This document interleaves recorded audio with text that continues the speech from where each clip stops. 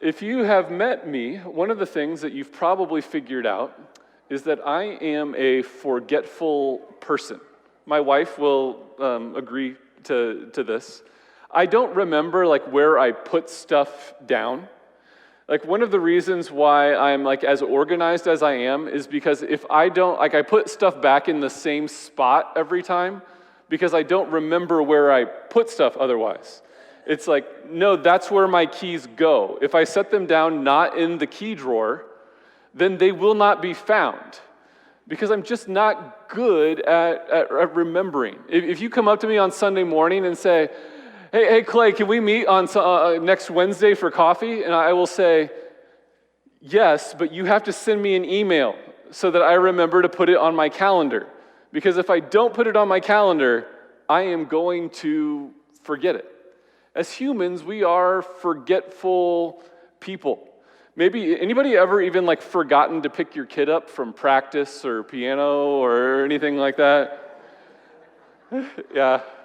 I remember as a high schooler waiting after basketball practice, and it's I guess mom and dad aren't coming.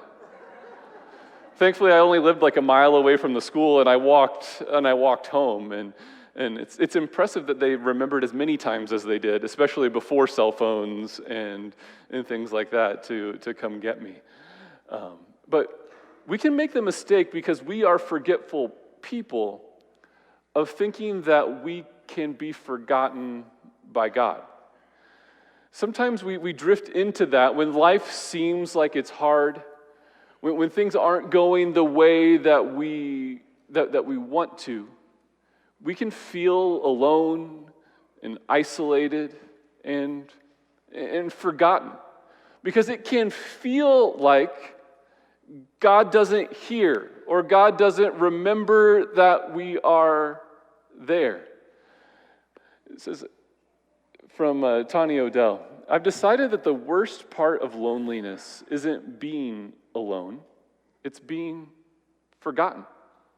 It's thinking that nobody's thinking of you, that nobody does care, that no help is coming. But what we will see reinforced in our passage today is this truth, that God never forgets his people or his promises. It may feel like it sometimes, but God never forgets his people or his promises. We may forget people, but God does not. Even when life is hard, even when it feels like we're in the midst of a disaster, God has not forgotten you. God has not forgotten his promises. He is active and moving, and he is up to something. We'll see that in the story of Joseph as we look at a portion of it today, as we continue in our series called The Dreamer. I want to start out today, and I want us to interact with some scriptures. It's a long passage, so rather than me reading the entire thing, I want to watch a kids video that helps us understand the first chapter. So let's check that out. Joseph, the son of Jacob and Rachel, had endured some very sad and painful events in his life. First, he was betrayed by his jealous brothers and sold into slavery into Egypt. Then he was unfairly thrown into prison by his master Potiphar for something he didn't do. In spite of these sad and painful times, Joseph never quit serving God. He knew God was with him and would answer his prayers. While in prison, the warden noticed how wise and responsible Joseph was and decided to give him complete care over the prison and the prisoners. It was in prison that Joseph met two prisoners, the chief cupbearer to the king and the chief baker in the king's kitchen. They had made the king angry and had been thrown into prison with Joseph. One day, Joseph noticed that they were very sad and dejected, so he asked them, "Why are you both so sad?" One of them answered and said, "Both of us had a dream last night, but there is no one to tell us what they mean." Joseph said, Don't you know that all interpretations of dreams come from God? Tell them to me, and we will let God tell us what they mean." The chief cupbearer said, "In my dream, I saw a vine in front of me, and on the vine there were 3 branches. As soon as it budded, it blossomed and ripened into grapes. I took the grapes and squeezed them in Pharaoh's cup and put the cup into his hand." God revealed the dream to Joseph, and Joseph said, "This is what it means. The 3 branches are 3 days. Within 3 days, you will be restored to your position of chief cupbearer to the king. You will be released from prison and begin serving him once more. But I ask you one thing. Please show me kindness. Mention me to the king, because I was thrown into prison for something that I didn't do." When the chief baker saw that the cupbearer's dream turned out good, he said to Joseph, "I too had a dream. And in this dream, I carried 3 baskets of bread on my head. The top basket of bread was full of baked goods for Pharaoh, but all kinds of birds were eating out of the basket." Once again, God revealed the dream to Joseph, and Joseph said, "The 3 baskets are 3 days. In 3 days, Pharaoh will hang you on a tree, and the birds will eat your flesh." And in 3 days' time, that is exactly what happened. The chief baker was hung on a tree, and his flesh was eaten by the birds, while the chief cupbearer went back to the palace to serve the king. Sadly, the chief cupbearer forgot all about Joseph, who was still in prison.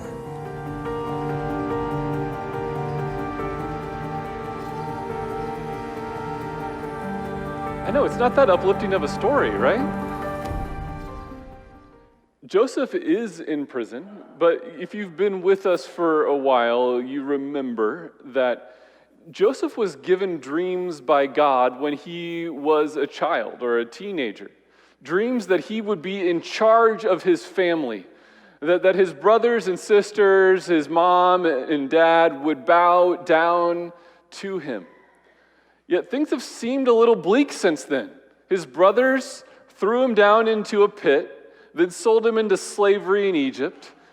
As he was a slave, he was falsely accused of a crime and thrown into prison. And now he even has this opportunity to befriend the cupbearer and the baker, the chief officials in Pharaoh's land. And he gets this the seeming promise from the cupbearer that he'll put in a good word with Pharaoh. Only the cupbearer forgets. People can forget.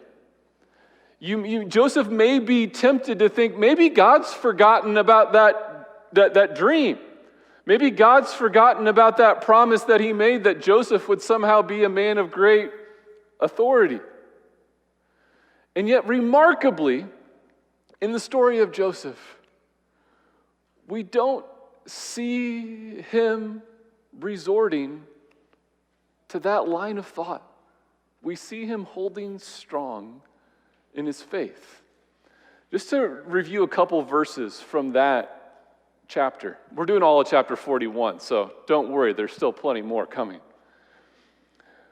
It says, "But when all goes well with you, remember me and show me kindness. Mention me to Pharaoh and get me out of this prison.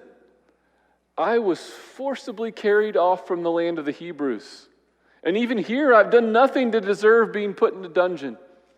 The chief cupbearer, however, did not remember Joseph. He forgot him. And Joseph already is 28 years old. He was sold into slavery at 13. We don't know which of that sections he was spent, like how many years he was a slave in Potiphar's house and how many years he was in prison. But that's a long time to suffer. Like, that's a long time to be in hardship. That's a long time to question God. And yet somehow Joseph doesn't. Let's continue the story. Genesis 41. When 2 full years had passed, Pharaoh had a dream. He was standing by the Nile, and when out of the river there came up 7 cows, sleek and fat, and they grazed among the reeds. After them, 7 other cows, ugly and gaunt, came up out of the Nile and stood beside those on the riverbank. And the cows that were ugly and gaunt ate up the 7 sleek, fat cows, and then Pharaoh woke up. Man, he's having some weird dreams. He's dreaming of fat cows being eaten by skinny cows. All right. Then he has another dream. He fell asleep again, and he had a second dream. 7 heads of grain, healthy and good, were growing on a single stalk. After them, 7 other heads of grain sprouted, thin and scorched by the east wind. And the thin heads of grain swallowed up the 7 healthy, full heads. Then Pharaoh woke up. It had been a dream. He has a second weird dream. This time it's not cows, it's heads of grain. And the bad ones, the unhealthy ones, the thin heads, swallowed up the healthy heads. He's like, what's going on? So what does he do? He calls in his masters of dream interpretation. Dream interpretation was a whole science at this time. That there were books that would tell you what means what in different dreams. It was an occupation that you could have. You could be a dream interpreter. So in the morning, his mind was troubled, so he sent for all the magicians and wise men of Egypt. Surely they'll be able to tell him what his dream means. It's part of what they do. And Pharaoh told them his dreams, but no one could interpret them for him. The people who were supposed to do that for a living couldn't do it. But then the chief cupbearer said to Pharaoh, "Today I'm reminded of my shortcomings." I can say that most days, right? Today I'm reminded of my shortcomings. Pharaoh was once angry with his servants, and he imprisoned me and the chief baker in the house of the captain of the guard. Each of us had a dream that same night, and each dream had a meaning of its own. And now a young Hebrew was there with us, a servant of the captain of the guard. We told him our dreams, and he interpreted them for us, giving each man the interpretation of his dream. And things turned out exactly as he interpreted them to us. I was restored to my position, and the other man was impaled. So it might have seemed like chapter 40 served no purpose.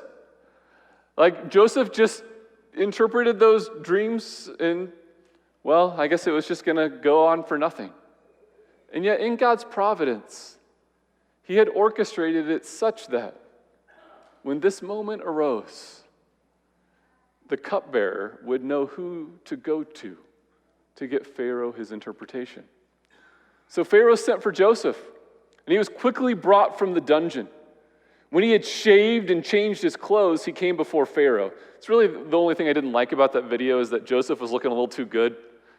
He's still a prisoner. He doesn't get to wear like the regal stuff. So they shaved him up, changed his clothes, brought him before Pharaoh. And Pharaoh said to Joseph, "I had a dream. No one can interpret it, but I've heard that it's said of you that when you hear a dream, you can interpret it." And Joseph's like, "Well, one clarification here. I cannot do it." Joseph replied to Pharaoh, "But God will give Pharaoh the answer he desires." He's already got his head screwed on straight. He's not looking to elevate himself. He's not going to claim the credit for what's happening. But he said, "Well, I can't do it, but God can." And then Pharaoh tells Joseph the dream. I'm not going to read those verses because we just read it and it pretty much says the same thing. We'll jump down to 25. And Joseph said to Pharaoh, "The dreams of Pharaoh are one and the same. God has revealed to Pharaoh what he is about to do. The 7 good cows are 7 years, and the 7 good heads of grain are 7 years. It's one and the same dream. The 7 lean, ugly cows that came up afterward are 7 years, And so are the 7 worthless heads of grain scorched by the east wind. They are 7 years of famine. It's just as I said to Pharaoh. God has shown Pharaoh what he's about to do. 7 years of great abundance are coming throughout the land of Egypt, but 7 years of famine will follow them. And then all the abundance of Egypt will be forgotten, and the famine will ravage the land. The abundance in the land will not be remembered because the famine that follows it will be so severe. It's like the disaster is coming, Pharaoh. But God had placed Joseph in just this spot for just this time so that he might prepare Pharaoh for just what Egypt and, the region needed. The reason the dream was given to Pharaoh in 2 forms is that the matter has been firmly decided by God, and God will do it soon. That was just when a dream happened twice. It was like, no, this is really happening. It's like you have a weird dream once, and you're like, that was a weird dream. But he says, if you have a weird dream twice, it's a sign like, hey, there's something to this. And now let Pharaoh look for a discerning and wise man and put him in charge of the land of Egypt. Let Pharaoh appoint commissioners over the land to take 1/5 of the harvest of Egypt during the 7 years of abundance. And they should collect all the food of these good years that are coming and store up for the grain under the authority of Pharaoh to be kept in the cities for food. And this is how we got Social Security, right? Your people are not going to be smart enough to save on their own. How about you save for them and then you give it back to them later? But no, he's saying, look, the 7 years are coming. Store up the food to prepare for later. Store it in the city so it's easy to distribute. And not only was there more than enough, but there was extra to sell to other countries. So this food should be held in reserve for the country to be used during the 7 years of famine that will come upon Egypt, so that the country may not be ruined by the famine. God is providing for this nation through the dreams of Pharaoh, through the interpretations of Joseph. And Pharaoh does this. The plan seemed good to Pharaoh and to all his officials, so Pharaoh asked them, can we find anyone like this man, one in whom is the Spirit of God? So Pharaoh sees not just the wisdom of Joseph, but Pharaoh is acknowledging that the Spirit of God resides within him, and he sees that as a positive thing. And then Pharaoh said to Joseph, since God has made all this known to you, there's no one so discerning and wise as you. You shall be in charge of my palace, and all my people are to submit to your orders. Only with respect to the throne will I be greater than you. Joseph is going from being one of the lowest people in the entire kingdom of Egypt to one of the highest people in the kingdom of Egypt. Like, this is crazy. But it's part of God's plan. It's part of God's hand. The plan, so Pharaoh said to Joseph, I guess I go to the next slide. Then Pharaoh said to Joseph, I'm Pharaoh, but without your word, no one will lift a hand or foot in all of Egypt. And Pharaoh gave Joseph the name Zaphenath-Paneah, and gave him Asenath, daughter of Potiphar, priest of On, to be his wife. And Joseph went throughout the land of Egypt. Let's keep going in the story. Joseph was 30 years old when he entered the service of Pharaoh, king of Egypt. And Joseph went out from Pharaoh's presence and traveled throughout Egypt. During the 7 years of abundance, the land produced plentifully, just like the dream said. And Joseph collected all the food produced in those 7 years of abundance in Egypt and stored it in the cities. In each city, he put the food grown in the fields surrounding it. And Joseph stored up huge quantities of grain, like the sand of the sea. It was so much that he stopped keeping records because it was beyond measure. And before the years of famine came, 2 sons were born to Joseph. Asenath, daughter of Potiphar, priest of On.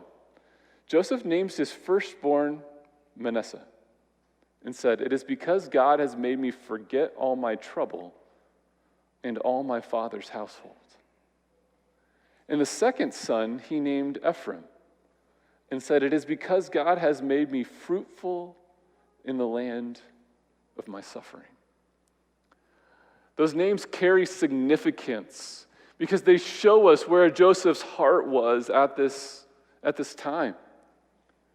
Ephraim and Manasseh would become part of the 12 tribes of Israel, turning Joseph into 2 tribes. But it shows us this. It shows us this. This is what was on Joseph's heart. And it can benefit us in the midst of our hard times. For Joseph, he was able to forget the hard times of the past because of what God was doing in the future. God has a future of fruitfulness planned for you. If you're in a hard time right now, I want you to remember that God has a future of fruitfulness planned for you. I can't promise you that it will be in this life. I can't promise you that it will be this side of heaven. But I can promise you that God has a future of fruitfulness planned for you. That your suffering is not the end in of itself. And that future will be so wonderful that the hardship of the past will be forgotten. It might not seem like that's even possible, especially if you're in the midst of that hardship. That anything could possibly justify what you are experiencing right now. Put yourself in Joseph's shoes. Thinking, how could God possibly bring good out of being sold into slavery by his brothers and then being wrongly accused of a crime and put in prison in a foreign country? And yet through Joseph, God saved many nations from famine, including the nation of Israel. That'll be for next week, but 2 Corinthians 4 says this. It says, "Therefore we do not lose heart, though outwardly we are wasting away, yet inwardly we are being renewed day by day. For our light and momentary troubles are achieving for us an eternal glory that far outweighs them all. So we fix our eyes not on what is seen, but on what is unseen. Since what is seen is temporary, but what is unseen is eternal." In the midst of hard times, our challenge is to focus not on what is before us, not on what we are experiencing right now, but on what we will experience one day with Jesus and all of God's people. That we know that even when we're in the middle of suffering, that there is a time of fruitfulness and strength that is on the horizon. Now, I'm not an expert in physiology. My wife's the physical therapist, not me. But I want to use an example or an illustration from it anyway. Obviously, I don't spend a lot of time in the gym, but this is your muscle before exercise, After exercise, your muscles tears. It's strained. It rips. It gets hurt. It suffers. That's why you don't feel good after you exercise sometimes. But then when it heals, your muscle's bigger. Is that a pretty good description, Luce? Okay. I'll take okay. It's more complicated than that, but that's the general idea. The same is true, though, in our spiritual lives. The same is true in our lives in general, is that when we go through trials, we get broken down a bit. But through the power of God, we end up stronger than we were before. As we go through trials, it actually makes us stronger. Joseph is a stronger person, a person of greater character, a person of greater endurance and perseverance because of the trials that he went through. He learned to depend on God. We saw the prideful youth that he was. We see a different man this side of the trials. Joseph has changed. as he's learned to depend on God. He's grown strong because of the trials that he went through. Can't you look to your own life and say, like, I am different. I am a stronger person because of some of these hardships that I've encountered in my life. It still doesn't mean I need to celebrate the hardships. That's really hard to do. But I can look back and say, God grew me through that and brought me out the other side. It wraps up. The 7 years of abundance in Egypt came to an end, and the 7 years of famine began, just as Joseph had said. There was a famine in all the other lands, but in the whole land of Egypt there was food. And when all Egypt began to feel the famine, the people cried to Pharaoh for food. And then Pharaoh told all the Egyptians, go to Joseph and do what he tells you, because he was prepared. And when the famine had spread over the whole country, Joseph opened all the storehouses and sold grain to the Egyptians, for the famine was severe throughout Egypt. And all the world came to Egypt to buy grain from Joseph, because the famine was severe everywhere. God used Joseph. He hadn't forgotten him. Even when he was in the pit, he hadn't forgotten him. Even when he was in slavery, God hadn't forgotten him. When he was in jail, God hadn't forgotten him. God had a plan. He was working it out. God never forgets his people or his promises. It may feel like he does sometimes, but God never forgets his people or his promises. Hard times do not mean that God's forgotten you. It doesn't mean that he's abandoned you. He is there with you every moment, every step. And he is forging you. He's making you stronger for a future purpose. May we hold on to that truth in the midst of those hard times. May it be a part of what gives us encouragement, of what gives us the perseverance and endurance, knowing that God is with us and that God is doing something in us, even in those hard moments of life. God is up to something. We just might not be able to see it yet. Would you pray with me? Father God, we confess that sometimes we feel like you don't know what you're doing, or we feel like you've forgotten us. We feel like your plan is off track. God, when we encounter hardship and struggles and troubles of our own making or the makings of others, will you remind us of your presence with us? Help us to feel your presence in a real way. Give us a glimpse of the work that you're doing. Give us the comfort, the endurance, the peace that we need to navigate through the trials until we get to the other side. God, we fix our eyes on you. Help us to keep them there. Help us to keep you in mind. Help us to keep our character intact as we navigate a broken world and as we await the future world of perfection and fruitfulness and joy. In Jesus' name, amen.